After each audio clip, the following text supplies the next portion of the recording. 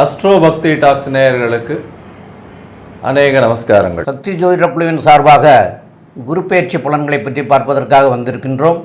அடியேன் சக்தி சோமே ஆகிய நானும் KS ஐயங்கார் அவர்களும் சுவாமி டாக்டர் ஹரிஹர சர்மா ஐயா அவர்களும் குரு பெயர்ச்சி குரோதி வருஷம் சித்திரை மாதம் 18ஆம் தேதியிலிருந்து ஆரம்பிக்குது.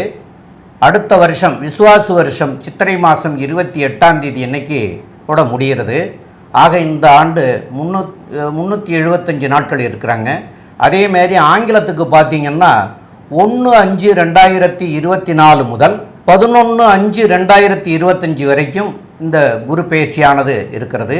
இடையில ஒரு தடவை வக்கரமாகிறதுக்கு உண்டான வாய்ப்புகள் உண்டு. அக்டோபர் மாதத்தில் வக்கரமாகிறது. இதை பற்றி உள்ள விவரங்களை பற்றி நம்முடைய இந்த கோச்சார ரீதிகளையெல்லாம் நம்முடைய ஹரிஹர சர்மா ஐயா அவங்க சொல்லுவாங்க. அதே மாதிரி இந்த கோச்சார ரீதி சொல்லிட்டு தான தர்மங்கள் பண்ண வேண்டியதை பற்றியும் சொல்லுவாங்க. அந்த தான தர்மங்கள்லாம் குருவுக்கு தான தர்மங்கள் பண்ணுறதும் ஆசான்களுக்கு பண்ணுறதும் இதெல்லாம் ரொம்ப விசேஷம். அதனால் அந்த தர்மங்களையெல்லாம் நீங்கள் தொடர்ச்சியாக பண்ணலாம். அதெல்லாம் பண்ணிட்டு வந்தால் ரொம்ப நல்லாயிருக்கும். ஐயா இப்போ சொல்லுவாங்க. அனைவருக்கும் பணிவான நமஸ்காரங்கள். இப்போ இதை பொறுத்தளவுக்கு நம்ம ஒவ்வொரு வருஷமும் என்னென்ன பார்த்துட்ருக்கோம் அப்படின்னாக்க வருஷ பயிற்சிகள் மற்றும் மாத பயிற்சிகள் இதெல்லாம் பார்த்துட்ருக்கோம். அந்த வரிசையில் நாம் இப்போ பார்க்க போகிறது குரு பயிற்சி பலன்கள். இந்த குரு பயிற்சி அப்படின்றது நிகழும் மங்களகரமான குரோதி வருஷம் சித்திரை மாதம் 18ஆம் தேதி அன்னைக்கு வெட்னஸ்டே அன்னைக்கு குரு பெயர்றாரு. எதுலேருந்து? மேஷராசி கிருத்திகை நட்சத்திரம் 1ஆம் பாதத்திலேருந்து கிருத்திகை நட்சத்திரம் 2ஆம் பாதம் ரிஷபராசிக்கு மாறுறாரு. அவர் சற்றேறக்குறைய எப்போதுமே குரு பகவானை பொறுத்தளவுக்கு சற்றேறக்குறைய ஒரு வருஷம் இருப்பார். அப்போ அப்படின்னு பார்க்கும்போது 1/5/2024 11/5/2025 வரையிலும் குரு பகவான் அங்கே இருக்கார். அப்போ இந்த மாறக்கூடிய காலகட்டங்களில் அந்த கோல்சாரத்தில் என்னென்ன கிரகங்கள் என்னென்ன நிலையில் இருக்காங்கன்றதை பார்ப்போம். அதுக்கப்புறம் என்னென்ன பலன்கள் பார்ப்போம். இப்போ இந்த 1/5/2024 மேஷத்தில் சூரிய பகவானும் சுக்கிர பகவானும் இருக்கிறாங்க. மாறின குரு பகவான் 2ஆம் இடமான ரிஷபத்தில் இருக்கிறாங்க. 6ஆம் இடமான கன்னியில் கேது பகவான் இருக்கிறாங்க. அதை தவிர கும்பத்தில் சனி பகவானும் காலபுருஷ தத்துவத்தின்படி 12ஆம் இடமான மீனத்தில் செவ்வாய் புதன் ராகு பகவானும் இருக்கின்ற சூழ்நிலையில் இந்த குரு பயிற்சி நிகழுது. இந்த குரு பயிற்சியில் பொறுத்தளவுக்கு என்ன ஒரு விசேஷம் அப்படின்னாக்க ஒவ்வொரு ட்ரிப்பும் குரு அதிசாரம் வாங்கி முன்ன போவார். இந்த ட்ரிப்பு பார்த்தீங்கன்னா நம்ம குரு பகவான் ரிட்ராகேஷன் ஆகிறார். ரிட்ராகேஷன்னாக்க வக்ரம்னா பலம் இழக்கக்கூடிய காலகட்டங்கள். இவர் பலம் இழக்கக்கூடிய காலகட்டங்கள் அப்படின்றது 15/10/2024 11/2/2025 வரலாம். சற்றேறக்குறைய 4 மாதத்துக்கு வக்ரகதி அடைகிறாரு. அப்போ இதில் பார்த்தா 375 நாள் 1/5/2024 11/5/2024 வருது. கிட்டத்தட்ட 375 நாள். அதில் 4 மாதத்துக்கு பலம் இழக்கிறாரு. இப்போ இதை வச்சுக்கிட்டு இந்த கிரக நலத்தை வச்சுக்கிட்டு என்னென்ன பலன்கள் என்னென்ன ராசிக்கு என்னென்ன பலன் தருவார் அப்படின்றத பார்ப்போம். அதே போல் குரு பகவானை பொறுத்தளவுக்கு பிரகஸ்பதி எப்படிம்போம் இருக்கிறதுலையே முழு சுபர் குரு அப்படிம்போம். குருவை போல் கொடுப்பவரும் இல்லை குருவை போல் கெடுப்பவரும் இல்லை அப்படின்னு சொல்லுவோம். ஆனால் குரு எப்போதுமே கெடுக்க மாட்டார் பிரகஸ்பதியை பொறுத்தளவுக்கு. இப்போ இந்த குரு பயிற்சியை பொறுத்தளவுக்கு பெரும்பாலும் எல்லா ராசினருக்கும் நல்லதே தருவார்.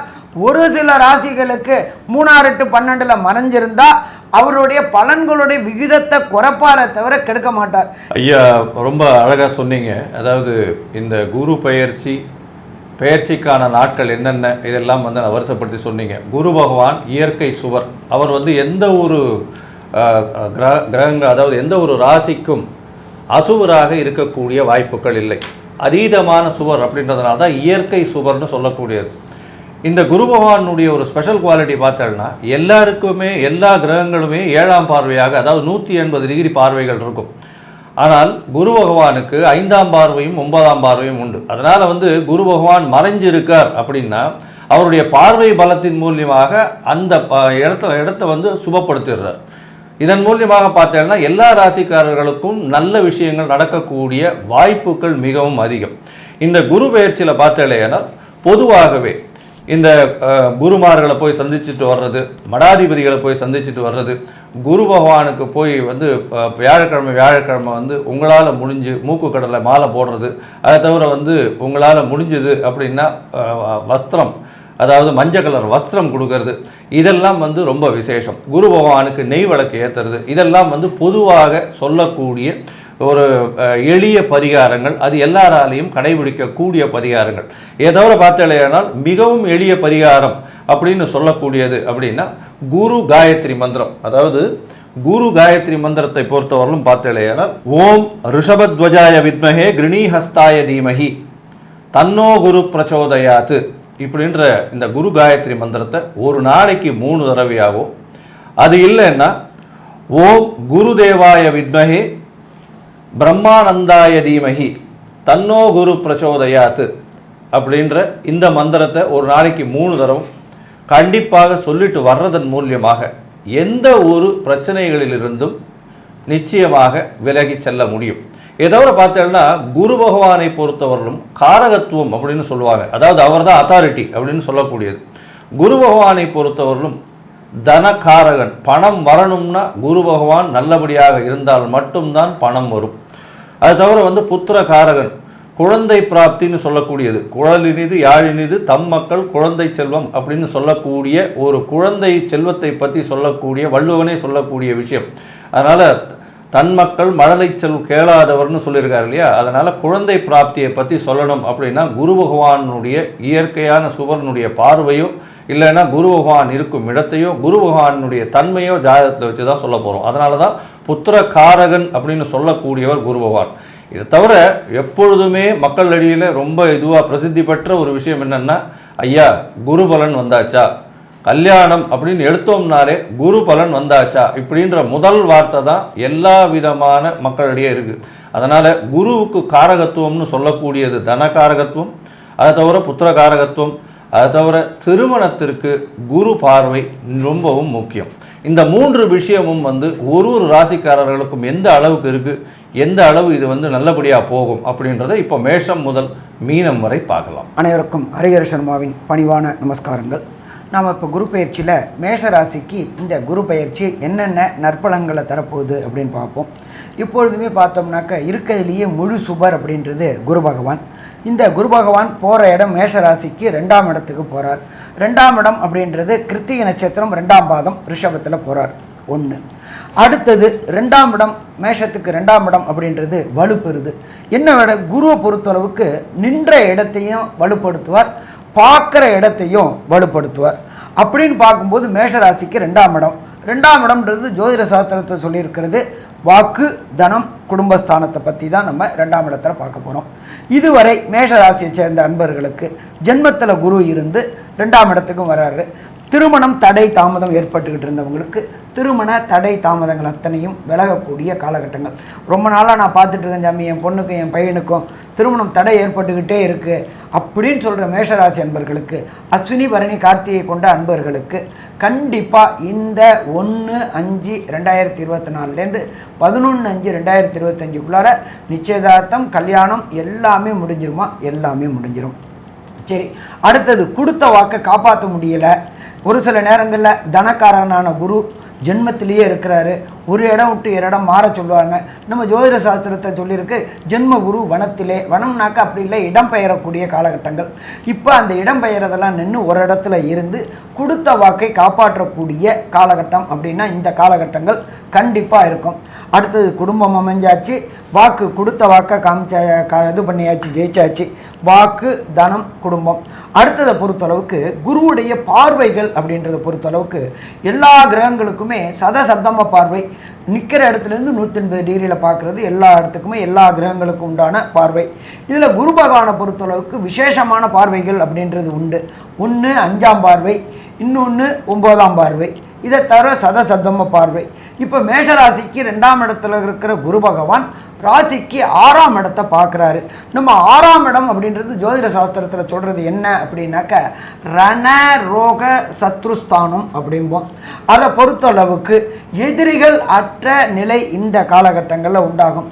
ஒரு சில காலகட்டத்தில் பார்த்தீங்கன்னாக்க நம்மளுடைய துடுக்குத்தனமான பேச்சினாலேயே ஒரு சிலரை நட்புகள் உள்ளவங்களையும் எதிரியாக பார்க்கக்கூடிய காலகட்டங்கள் இருந்துச்சு. இப்போ அப்படியேற்பட்ட எதிரிகள் எல்லாமே உங்கள் கூட அனுசரித்து போயிட்டு உங்கள் கூட ஒத்துழைத்து அவங்களும் முன்னேறுவாங்க, நாமளும் முன்னேறக்கூடிய வாய்ப்புகளை கொடுப்பாரு. அடுத்தது பொறுத்தளவுக்கு மேஷராசியை சேர்ந்த நண்பர்களுக்கு வேலைக்காக தேடிக்கிட்டே இருந்துட்டு இருப்பாங்க. ஒன்றுமே சரியாக செட் ஆகாமல் ஒவ்வொரு ட்ரிப்பும் ஒரு 3 மாதம் 6 மாதம் வேலை பார்த்துட்டு கம்பெனி மாறிட்டே இருப்பாங்க. இப்போ அவங்களுக்கு நிரந்தரமான வேலை கிடைக்கக்கூடிய வாய்ப்புகளை இந்த குரு பயிற்சி கொடுப்பாரா? கண்டிப்பாக கொடுப்பாரு. அதே போல் மென்டல் டிப்ரெஷன் அதிகமாக இருந்திருக்கும். இப்போ அந்த மென்டல் டிப்ரெஷன் எல்லாமே இந்த குருவுடைய பார்வை அங்கே படும் பொழுது கண்டிப்பாக மென்டல் டிப்ரெஷன் அத்தனையும் குறையக்கூடிய காலகட்டங்கள் இந்த குரு பயிற்சி. இதுக்கப்புறம் இந்த குருவுடைய 7ஆம் பார்வை என்ன செய்வார், குருவுடைய 9ஆம் பார்வை என்னென்ன செய்வார் அப்படின்றத நம்மளுடைய அஸ்ட்ரோ KS ஐயங்கார் அவங்க சொல்லுவாங்க. ஐயா, அற்புதமாக சொன்னீங்க. அதாவது குரு பகவான் 2ஆம் இடத்துல, அதாவது தனவாக்கு குடும்பஸ்தானத்தில் அமர்ந்து அவரே அவருடைய 7ஆம் இடத்தை பார்க்கும் பொழுது 8ஆம் இடமா போகிறது. மேஷராசிக்கு 8ஆம் இடத்தை பார்க்கும்போது வலுப்பெற்று போகிறது. மறைந்த இடத்திலிருந்து வரக்கூடிய பொருட்கள் மிகவும் அதிகமாக இருக்கும். இன்சூரன்ஸு, ரேஸ், லாட்ரி இந்த மாதிரியான விஷயங்களில் திடீர் பணம் வரக்கூடிய வாய்ப்புகள் இருக்கும். என்றைக்கோ ஒரு இன்சூரன்ஸ் எடுத்து வச்சுருப்பீங்க, அதுக்கு பணம் கூட கட்டியிருக்க மாட்டீங்க.